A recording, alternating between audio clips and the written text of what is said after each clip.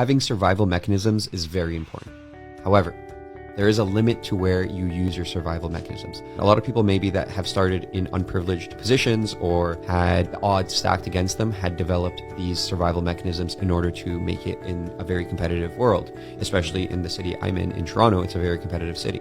And men especially have to develop a lot of survival mechanisms in order to compete. These survival mechanisms, I think, are necessary initially. And a lot of these survival mechanisms are things like being entitled, are things like having a distrust for people, a myself against the world mentality, the manipulation, the deception, having your barriers up, not letting people get to know who you are as a person, not letting people know your inner workings and inner thoughts, and not letting people connect with you genuinely and authentically. You have these survival mechanisms as a defense. A lot of people get very far using these survival mechanisms. And because they got really far using these survival mechanisms, they think that it's necessary to keep them in order to continue their success. They don't realize that after they've gone to a certain point using those survival mechanisms, they should turn them off, go to a place of giving, a place of charity, a place of helping, extending a helping hand to the people that have been even around them through this process, or people that they don't even know, and letting people get to know them authentically, letting people get to know them genuinely, becoming vulnerable with people, showing a more vulnerable side,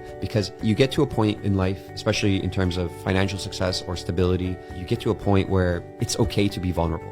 Becoming vulnerable at that position actually inevitably makes you a lot stronger, because it takes a lot of strength to show vulnerability. Only the strong can be vulnerable and survive. That is a point I wanted to make, especially with people I've had in my life recently that aren't able to turn off their survival mechanisms. And I see it becoming a very destructive force in their growth and a limiting factor.